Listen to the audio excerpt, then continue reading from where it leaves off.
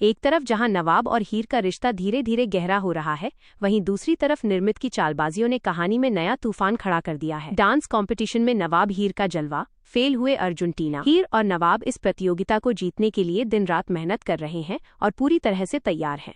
Stage पर नवाब और हीर की ऑन स्क्रीन केमिस्ट्री और परफेक्ट सिंक ऐसा माहौल बनाएंगे कि बाकी सभी कंटेस्टेंट्स धरे के धरे रह जाएंगे। दूसरी तरफ अर्जुन और टीना भी इस कंपटीशन को हर हाल में जीतने के लिए जी तोड़ कोशिश कर रहे हैं। वे साम, दाम, दंड, भेद सब अपनाने के लिए तैयार हैं, लेकिन नवाब और हीर की जोड़ी और उनके डांस मूव्स के आगे अर्जुन और टीना फीके पड़ते नजर आएंगे।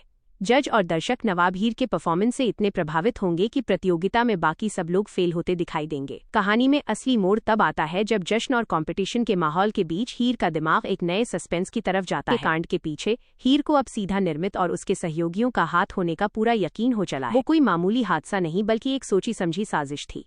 इस शक को हवा तब मिलती है जब नवाब और गुंडों के बीच अचानक हिंसक झड़प हो जाती है। उस खतरनाक हाथापाई के दौरान हीर को मौका वारदात पर एक लावारिस ईयरफोन मिलता है। उस ईयरफोन को जैसे ही हीर अपने कान से लगाती है, उसमें से किसी की रहस्यमयी आवाज आ रही होती है। बैकग्राउंड शोर और धीमी आवाज के कारण हीर को उस वक्त ये पूरी तरह समझ में तो नहीं आता कि आखिरकार फोन के दूसरे छोर पर कौन है, लेकिन वह ये बखूबी भांप लेती है कि ये पूरी किडनैपिंग, गुंडों का हमला और पेंटिंग का हादसा कोई इत्तेफाक नहीं, बल्कि निर्मित और उसके मास्टरमाइंड का बनाया हुआ चक्रव्यूह था।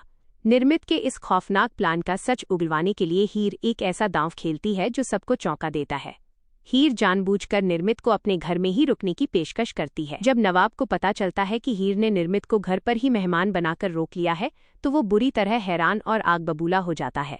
नवाब हीर से सवाल करता है, हीर, तुम तो निर्मित से सख्त नफरत करती हो और उस पर भरोसा भी नहीं करती, फिर तुमने उसे अपने ही घर में रहने की इजाजत क्यों दी?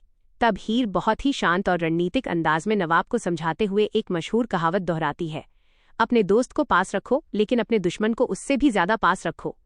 हीर नवाब को बताती है कि अगर निर्मित हमारी नजरों के सामने रहेगी तो उसकी हर एक हरकत, उसके फोन कॉल्स और उसके आने जाने वाले प्लान पर हम सीधे नजर रख सकेंगे।